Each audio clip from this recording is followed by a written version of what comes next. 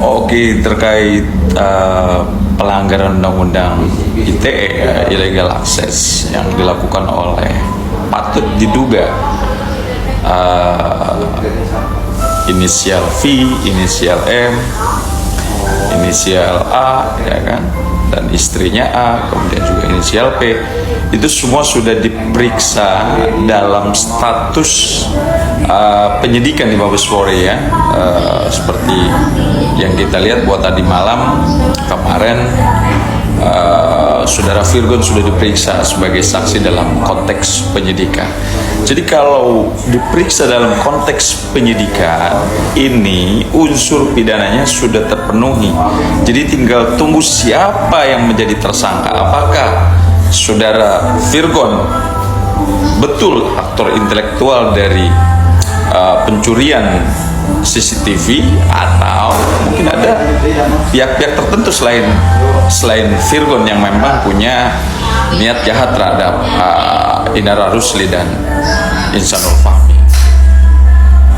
Saya berharap dalam konteks ini Mabes Polri segera menentukan siapa tersangkanya, karena dari kemarin memang inisial V, Virgon selalu minta mundur reschedule dan panggilan sudah mungkin lebih dari 3 kali baru dia hadir di Mabes Polri memberikan keterangan.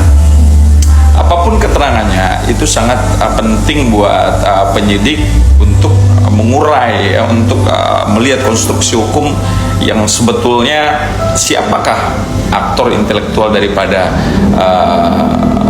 tindak pidana illegal access yang dilakukan oleh mereka yang sudah dipanggil ya. Ya, harapannya adalah keadilan dapat didapat oleh seorang Inara Rusli, karena itu apapun bentuknya itu adalah private.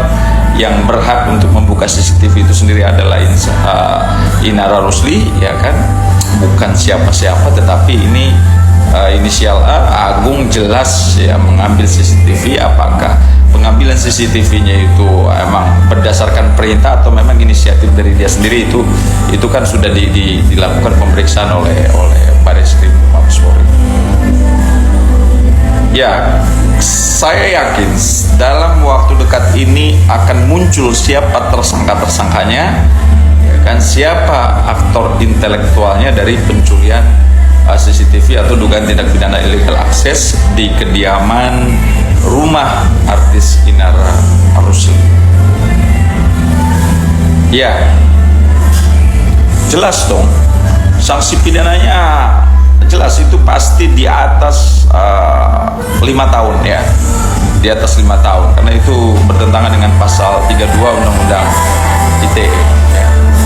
Oke, siap, terima kasih.